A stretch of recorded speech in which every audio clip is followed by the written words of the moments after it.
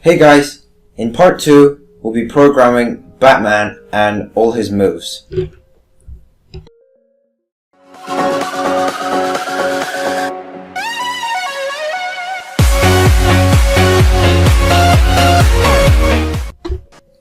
Okay, so get a when clicked forever if sensing key space pressed and switch it to A, and then put a point in direction negative 90 degrees. This is for player 1, and then drag out, make a variable and call it costume 1, and then put set costume 1 to 1.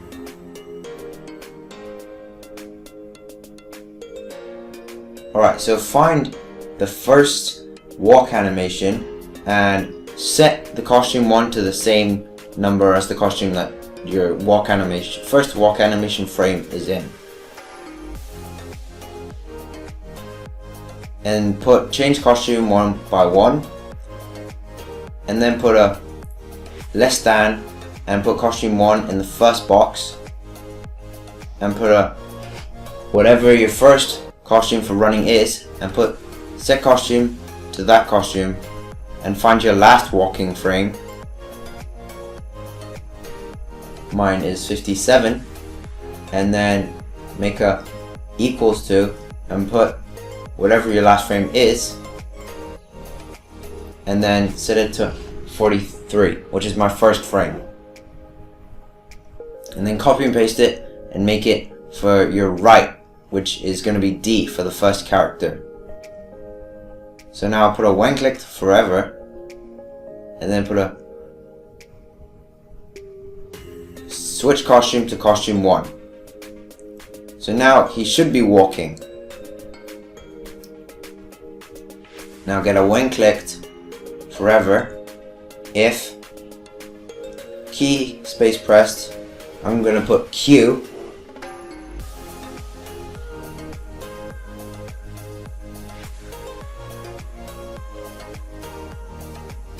and then put set costume 1 to, and find your first punch keyframe, and mine is 2, and then put a repeat and find out how many punch frames you have, and I have 9, and then put change costume 1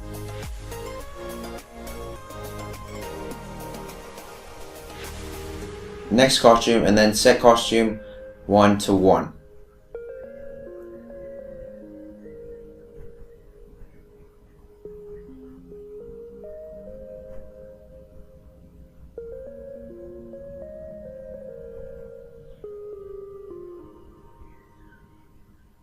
Actually, instead of putting next costume, you need to put change costume 1 by 1.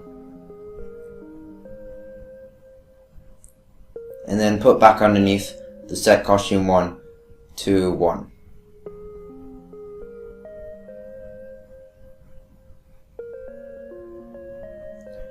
And then put W and find your first frame for your kicking, and mine is 15, and find your last frame and work out how many kick frames you have. I have 21, so then I'll put change costume 1 by 1, and then I'm going to make my final command, which is my throwing batarang. So my first throwing batarang frame is 32, and I have 13 throwing batarang frames, so I put repeat 13 and change costume by 1. So now everything should be working.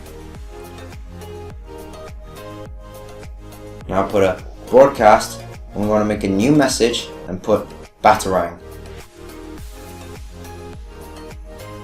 Alright, thanks for watching.